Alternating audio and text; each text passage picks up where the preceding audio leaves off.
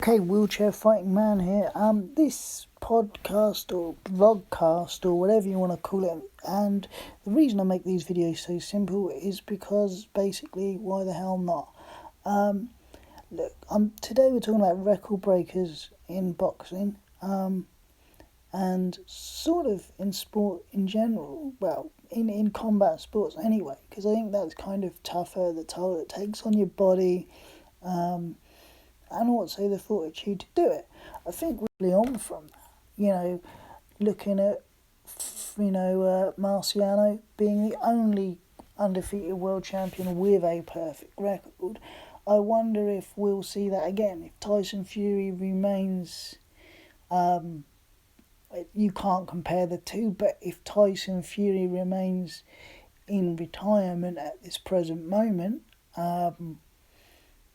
he's got that perfect record. But I think, we might see that Floyd and everything. Floyd, it's more going up the weights, but I think, I think the thing is, Marciano has done it heavyweight, considering his size and all the rest of it, but it was, I think, more the timing of it. And let's be honest, maybe a little bit of a race thing, but I think, to be honest, he got out when he wanted to get out. He was in a bad contract with his manager, and we'll never, but for him, what a legacy to have, the first undefeated heavyweight world champion, with that perfect record. Then we move on to Floyd Patterson, to me, the first guy ever to win the heavyweight title twice, and that is one hell of an achievement in itself.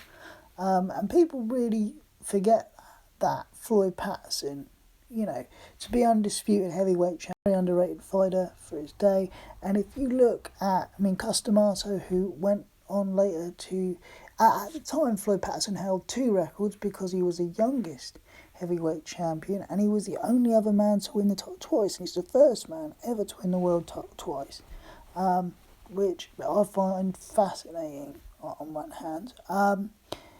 Before losing it to Liston, of course. Yeah, and then, of course, we come across to the obvious one, the image you see in front of you, Muhammad Ali, Impossible is Nothing. Look, Impossible is Nothing where this guy was concerned. Basically, won the title 3 times, even when it got, a little bit murky with the two organised the second time, and beat Leon Spinks the third time. Should he have left it as Spinks? Yeah, but then the thing is, this is the thing you got to ask yourself.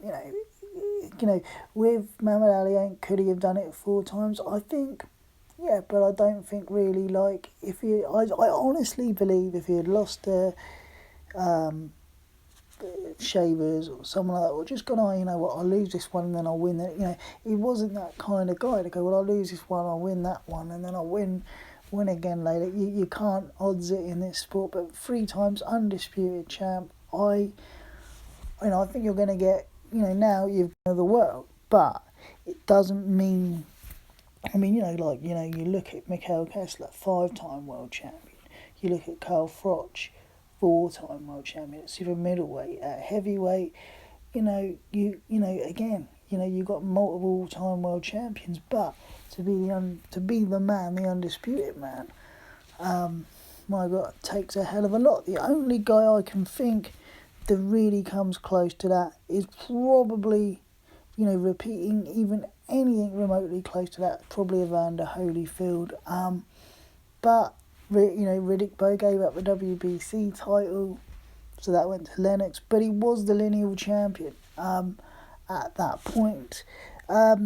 Other notable people, I think, that really deserve. I think the other record breakers for me after Ali. Of course, it's obvious to say Tyson, youngest world champion of all time,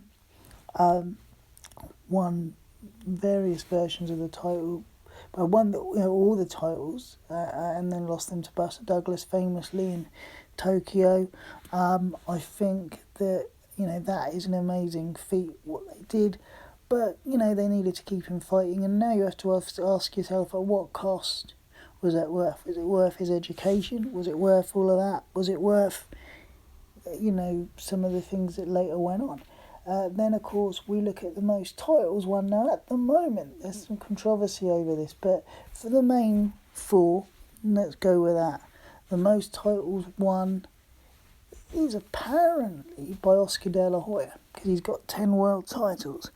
But Floyd may have one or two, but I think Floyd is probably the most honorary decorated fighter of all time, in that he has honorary world championships, like crystal belts and all this stuff that they've handed out. But I think, it's interesting. And going, I think that's kind of cool within itself. We've also got the freeweight world championship club, which obviously, I forget, Harry Wilson was in one. I'm doing this off the top of my head. Duke McKenzie, and now Ricky Burns in England. Obviously in America, you've got Roy Jones Jr., who was in that club. He went up 3 weights, didn't he? But he went up 4. You've got fighters that got various weights. Basically, we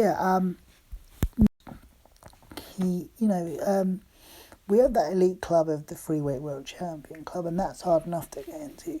To do what Roy Jones did after 100 years, I don't care which way you go and split the mustard on this one. And he went and won one of the legit titles. He went and won the legit title, which is the WBA title, the oldest title that there is. Forget this super title nonsense. The legit WBA title, as it was, brilliant. He went up 4 weights, first guy since Henry Armstrong to do that in over 100 years, and then came back down and regained the light heavyweight championship. The undisputed thing against Tarver, and really should have called it a day there in my book. And he's even said that on Behind the Gloves with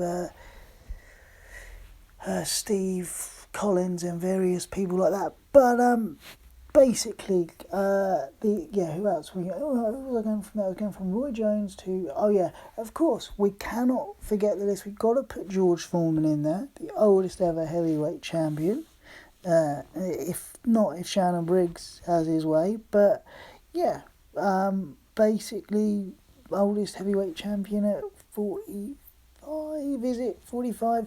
But that's superseded by the oldest champion ever in boxing now at 40 and 50 respectively, and the only man to defend his world title at 50, Bernard Hopkins. Talked about him before, not going to go too much into that.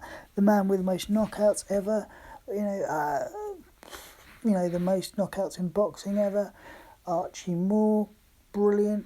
The guy who's won at the most weights, Manny Pacquiao. Of course, we've got all the sub-weights now, so you can ask, well, did he put on 4 pounds here?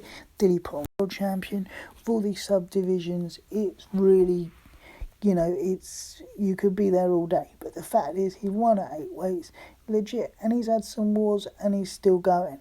For us here in Britain, for me especially, I think I might do a next one on legacies, but I think Prince Nassim was our youngest world heavyweight champion that we ever had over here, Prince Nassim Hamed.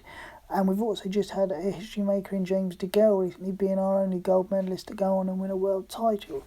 So, there's plenty more that could make, there's so much history there. In boxing alone, there is just so much. But I think, Archie Moore, Roy Jones, George Foreman, Muhammad Ali, this is going in no particular order.